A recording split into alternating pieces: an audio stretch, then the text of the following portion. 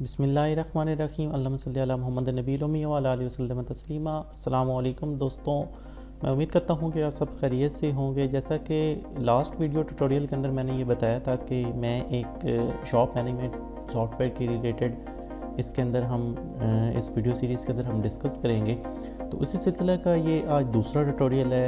Last video tutorial के अंदर just आपको मैंने इंट्रोडक्शन दिया था कि हम इसके से शॉप की कौन कौन सी चीज़ों को किस तरीके से मैनेज कर सकते हैं। तो अब हम बारी बारी इसके तमाम जो फीचर्स हैं उनको अलग-अलग डिस्कस करेंगे और आपको बताऊंगा कि आप इसको कैसे यूज़ कर सकते हैं। तो सबसे पहले हम इसकी सेटिंग्स का पोर्शन कवर करते हैं कि सेटिंग्स के अंदर से हम क्या क्या चीज़ें कर सकते हैं, क्योंकि सेटिंग के अंदर से ही हम सारी चीज़ों को मैनेज कर सकते हैं। उसके बाद ही आगे जो इनवाइसिंग है या आइटम्स की इन्वेंट्री की बाकी सारी जो चीज़ें हैं उसके बाद ही कवर करेंगे हम।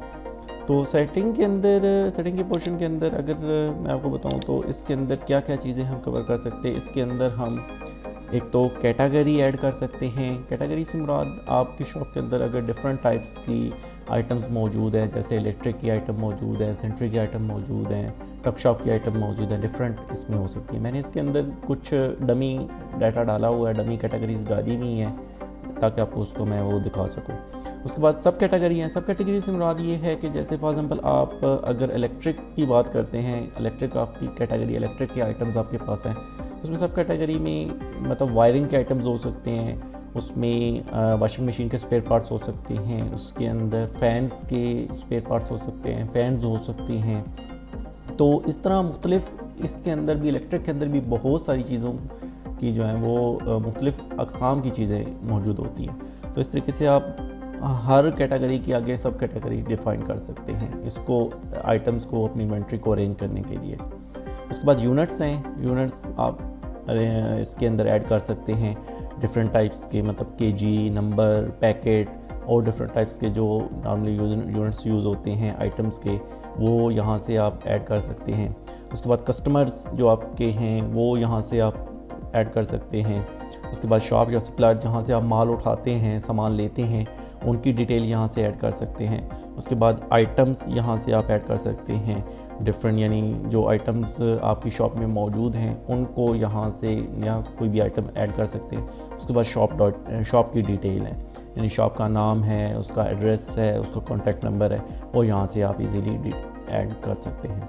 तो सबसे पहले अगर मैं कैटेगरी की बात करूं तो इसके अंदर ऑलरेडी कुछ कैटेगरीज़ मैंने डाली हुई हैं। तो अब मैं फॉर एग्जाम्पल कहता हूं जी कि आप जो है ना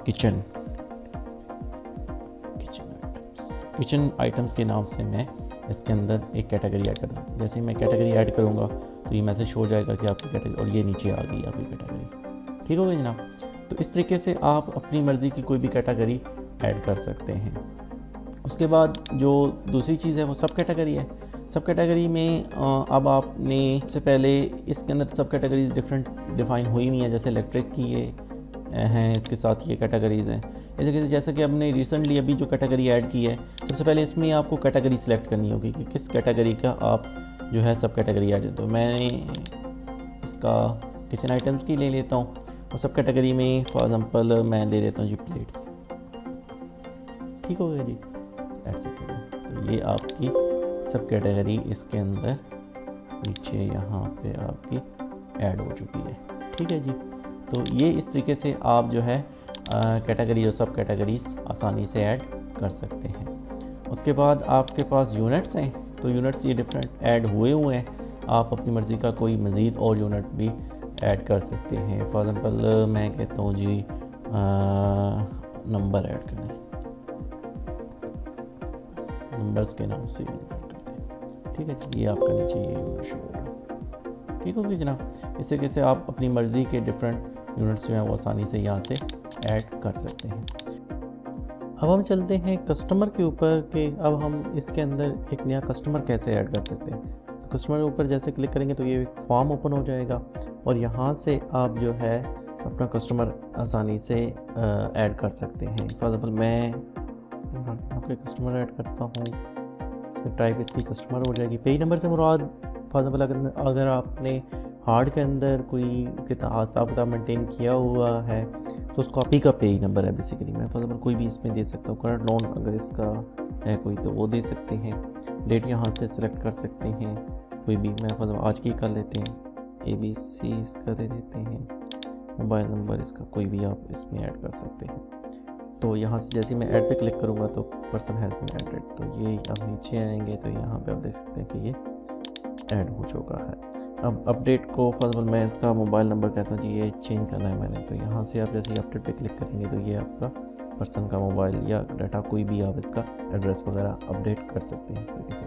इसके बाद आगे एक्सट्रैक्ट है, तो एक्सट्रैक्ट के अंदर आप जो है ये आपके ये एक पूरी लिस्ट प्रिपेयर हो जाएगी, आपके जितने भी कस्टमर हैं या सप्लायर हैं उनकी सारी जो है यहाँ से आप लिस्ट प्रिपेयर कर सकते हैं। उसके बाद आपका जो है वो डिलीट का है, अगर आप इस कस्टमर को डिलीट करना चाहते हैं यहाँ से आप इजीली उसको डिलीट कर सकते हैं। उसके बाद फॉर आपने किसी कस्टमर को आपने वो किया हुआ है और यहाँ बॉक्सेस फिल हैं, डाटा मौजूद है यहाँ पे, तो अगर आप उसको ख़त्म करना चाहते हैं, कोई नया ऐड करना चाहते हैं, यहाँ से आप क्लियर के ऊपर क्लिक करेंगे तो ये सारा बॉक्सेस जो हैं, डाटा बॉक्सेस जो हैं वो क्लियर हो जाएंगे और यहाँ आप आसानी से कस्टमर या सप्लायर आसानी से ऐड कर सकते हैं। और आपको ये एक और चीज़ बता दूँ कि कस्टमर और सप्लायर ऐड करने का जो तरीकाकार है वो बिल्कुल सेम है, जस्ट यहाँ से टाइप में आप कस्टमर या सप्लायर सिलेक्ट करेंगे। अगर आप कस्टमर ऐड करना चाहते हैं तो कस्टमर यहाँ से सिलेक्ट कर लेंगे, अगर आप पर्सन सप्लायर या दुकानदार जिससे आप सामान लेते हैं उसको ऐड करना चाहते हैं तो यहाँ से आप उसका डाटा सारा एंटर आसानी से कर सकते हैं। उसके बाद जो हमारे पास है वो आइटम्स का है। आइटम्स के पोर्शन के अंदर आप आइटम्स के रिलेटेड जितना भी डाटा है उसको मैनेज कर सकते हैं। इसमें आइटम्स की सारी डिटेल हैं कि कौन कौन से आइटम्स हैं। इसमें मैंने काफ़ी सारे डमी आइटम्स डाले हुए हैं, उनकी सारी डिटेल्स मौजूद हैं इसके अंदर। और यहाँ से आप फॉर एग्जाम्पल मैं कोई भी नया आइटम फॉर एग्जाम्पल एक बटन ऐड करता हूँ तो इसकी cell purchase for example purchase price इसकी 20 है, 25 का सेल होना है, मिनिमम का इस कम से कम ये 24 होने चाहिए टारगेट, तो मैं कहता हूँ जी ये 48 होने चाहिए। करंट क्वांटिटी है 12 कर लेता हूँ मैं इसको। यूनिट नंबर है, कैटेगरी इलेक्ट्रिक है और ये आपका वायरिंग आइटम्स है। तो मैं जैसे ही ऐड पे क्लिक करूँगा तो ये आइटम्स एडेड, आप नीचे आएंगे तो आपका ये बटन आपका ऐड यहाँ पे हो चुका है। तो आप जैसे ही इसको बटन को अपडेट कर सकते हैं। फर्स्ट मैं कहता हूँ ये नहीं, ये 22 रुपये का आ रहा है और ये 30 रुपये का सेल कर रहा है, तो यहाँ पे इसके डाटा को मैं यहाँ से इस आइटम्स को अपडेट कर सकता हूँ। देख सकते हैं कि यहाँ पे ये अपडेट हो चुका है। एक्सट्रैक्ट से यही मुराद है कि इसकी सारे आइटम्स को एक पूरी यानी लिस्ट प्रिपेयर करने के लिए यहाँ से आप इसको एक्सट्रैक्ट करके एक आइटम्स की लिस्ट प्रिपेयर कर सकते हैं।